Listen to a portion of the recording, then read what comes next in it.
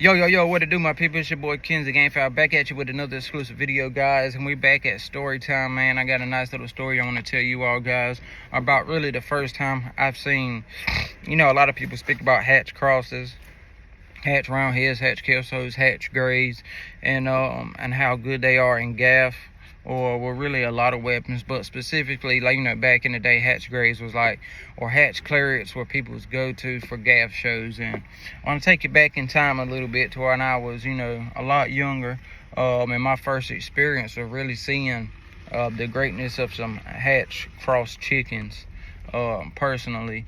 And let me tell you, this was a stag derby. This was not a cock derby. This was a stag derby. So that just, add some more detail to the situation and how good these specific chickens was. So I was not participating in the derby itself. I had some roosters for show, for like the cleanup after, if anybody had anything left.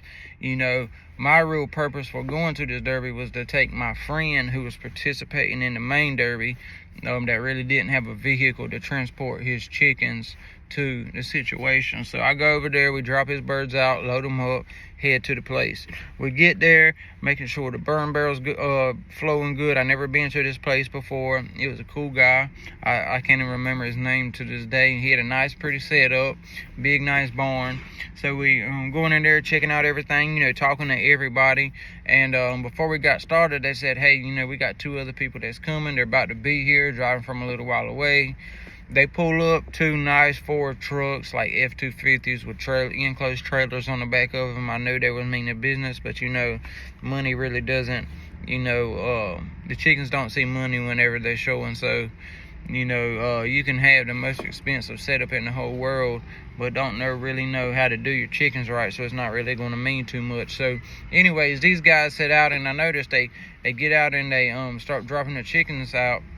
And this is like a 5 stag derby. They had 2 shows, and both of them had the same identical chickens. A gray type bird, green leg, gray type fowl, dark back, all stags. Looks like they came out of the same, the same hatch. But first thing I noticed was these guys was from Tennessee. Now this had to be at least a 6-8 hour drive at the minimum for them guys to get there. So they already had to drive a long way with these chickens, and them being stags. That's kind of weary, you know what I mean, because a stag, being how young it is, having to be drove to somewhere he's never been, in a dark box, in a trailer, having to be dropped out on the way.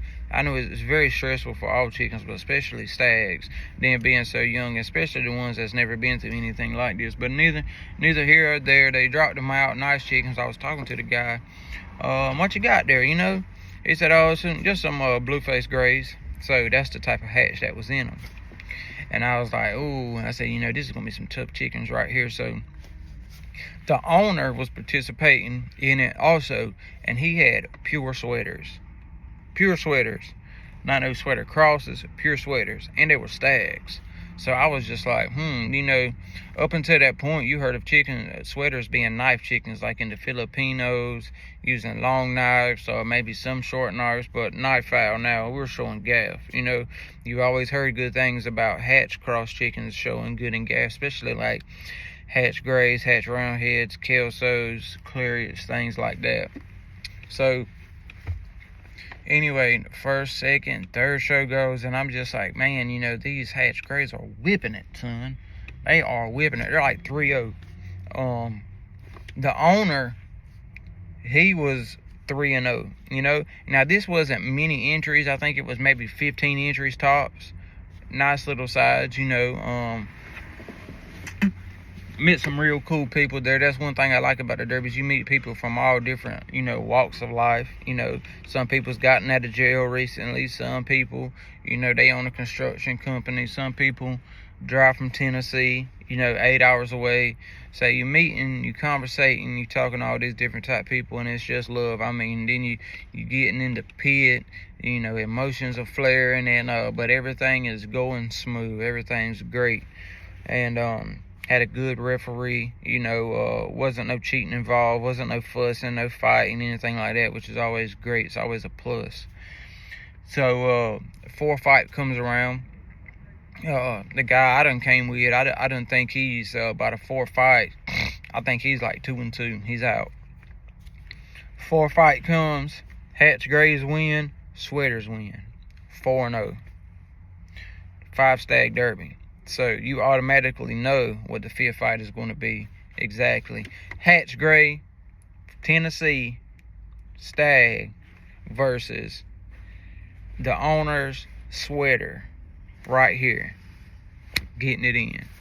And this is, when I, had a little change of heart for the sweaters, because like I said, people's always talked down about them, always called them knife fowl, said, they were runners, all this and that. So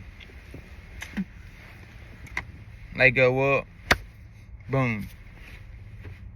Couple minutes in, both cut down pretty good, but that sweater is not giving up. That sweater is not giving up. And these are stags. He's still scratching, trying to get there, everything.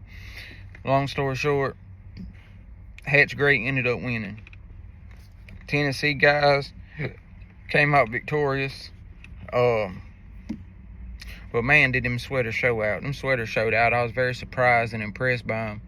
And, I talked to the guy after the fact, seen where he got them from and everything like that. And that's where I actually went and got my sweaters from. So if you ever see me posting pictures or videos of sweaters, that's them same sweaters I seen from that derby all those years back. And they are some good fowl. They are some good fowl. Good cutting, got power, got everything. But those Hats Grays, man, you just couldn't touch them that day. I don't care what you is, what you had, what you was. They was just, chopping, winning.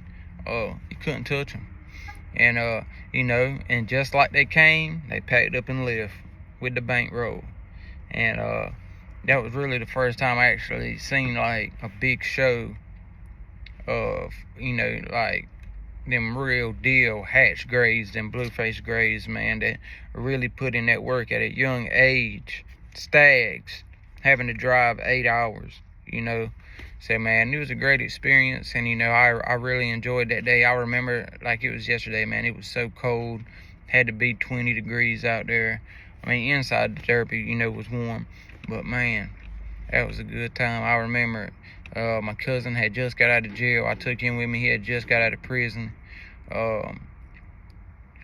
We had grew up together. That was my cousin that, we grew up on the farm at my grandparents, feeding and water chickens. So I remember he was asleep on the couch. I woke him up. I said, "Hey, man, you want to go to this derby?" He said, "Yeah, man, for sure." He got out, and, we went to it, had a good time, man. But I just wanted to share that story with you all, guys. I know I get messages, people like hearing them and stuff, man. So I appreciate you all tuning in. Make sure you like and subscribe to the channel if you haven't already.